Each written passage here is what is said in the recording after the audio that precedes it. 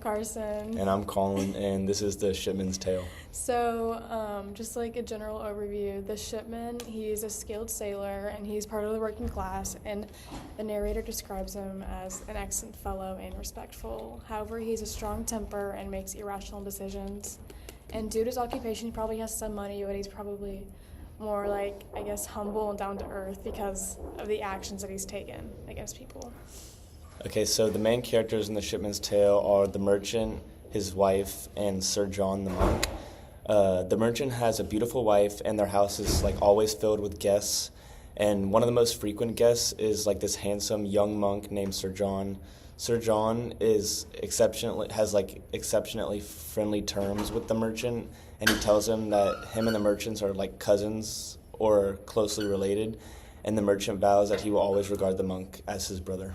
So one day the merchant invites Sir John to his house for a couple days, and during the visit the monk encounters the merchant's wife in the garden, and noticing her like sick appearance, he questions her, and the wife ends up telling the monk that she does not like her husband, and like they're not on good terms because he won't buy her expensive dresses. So then she asks the monk to loan her $100 of her husband's money to buy clothes. So then Sir John agrees, and then before he leaves to go get money from the merchant, he confesses his love for the wife and kisses her.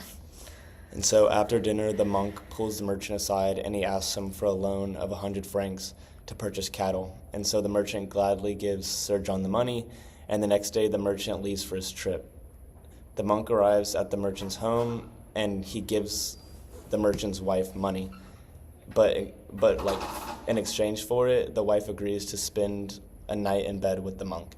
Sometime later, after the merchant's trip, he stops by the monk's abbey and says hi to the monk and what's up, and the monk volunteers the information that he's repaid $100 to the merchant's wife only a day or two after he'd borrowed it. So when the merchant returns home, he gets mad at his wife for not telling him that the monk returned the money back to her. So then she explains that she used the money for, expensive clothes and things that he wouldn't buy her. But since the merchant seems no point to keep on getting mad, he just tells her not to do it again. So this tale presents basically like a debate on the role of the position of power in the world. For example, the merchant refuses his lovely wife money, but gladly lends the monk money. Again, the theme of position and power comes to play. In the medieval times, even though Sir John is a monk, he holds a social position higher than the merchants. Sir John is knighted, thus the merchant considers it an honor and is flattered to be claimed as a relative to a person of a higher position in the social order. The main lesson of this is that wealth and status are not truly correlated with wisdom and decency. Okay, the end.